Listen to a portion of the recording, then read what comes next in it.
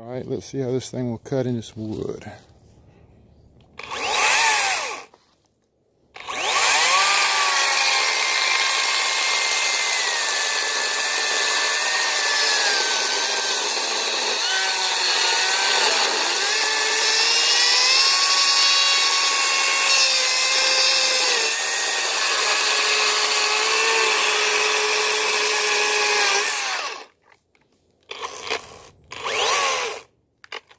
Got a real touchy trigger. It wants to be full or nothing.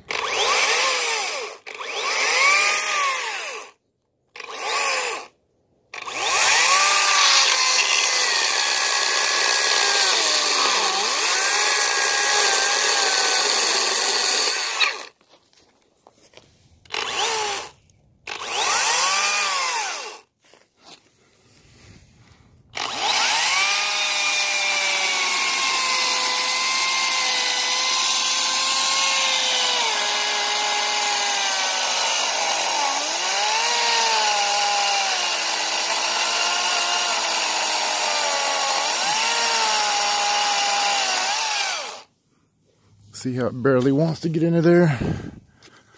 Let's try this brush motor.